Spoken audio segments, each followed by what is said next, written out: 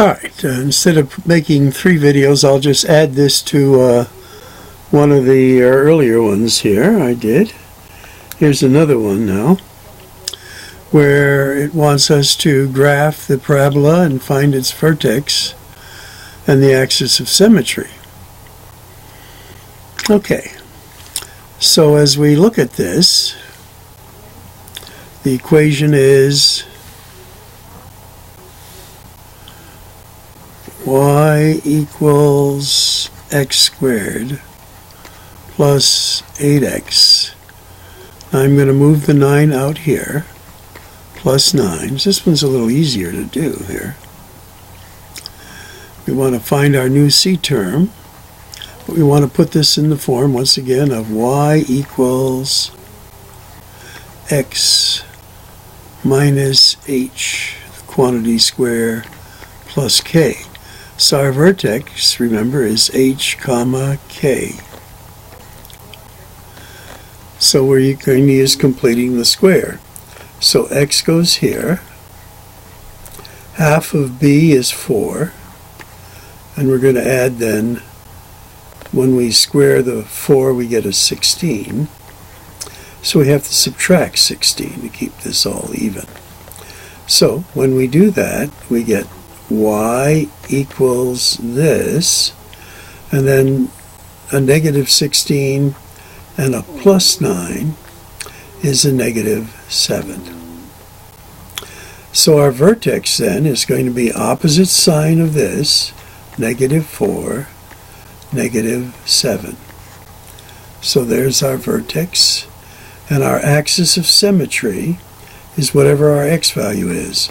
X equals negative 4, so it would be right there, and that would be our solution, keeping this short here.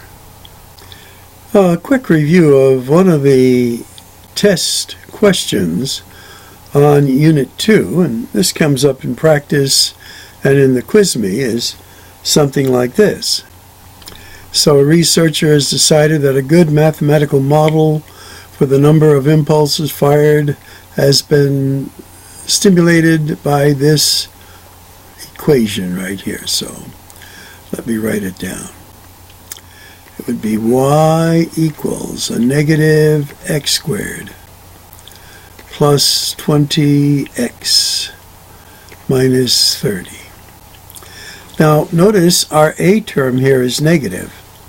So our plot of this is going to be an upside down parabola where the vertex will be a maximum, and where the y-axis, the x-axis here, or the axis of symmetry, is one of the other numbers that we need.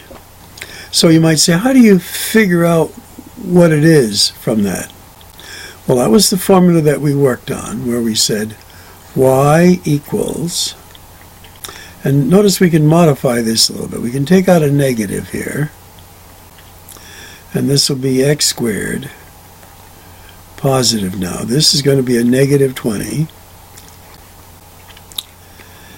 And we're going to complete the square by putting something over here in a moment. But we have to bring our negative 30 out over here. And notice we took a negative out there, so we have to put a negative there. Okay, so that's the basic setup for completing the square. So now we're going to put it in the vertex form, where this is a negative, and we want to find what is our perfect square trinomial here. Well, the x comes down here, this goes here. Now, what is half of our b term? And that is 10. So if we square a negative 10, we get, well, I can change colors here too so you see it better. We get a positive 100. So if we were to factor this now, we get this. But it's not equal anymore because we're adding 100 here. So here we have to subtract 100. And we still have that negative from over there. Well, the opposite of 100 then, a negative 100 is a positive. So this is 100 minus 30 gives me a positive 70. Now, this is in the form of y equals x minus h, the quantity squared, plus k. And we said in this form we can pick out the vertex. Opposite sign, that would be h, comma, k. So our opposite sign is 10, comma, 70. And these are our values right there. And that's how you got them. Now, again, I know this stuff here is pretty intensive, but I thought maybe you'd like to see how it's done. And I kept it under 4 minutes.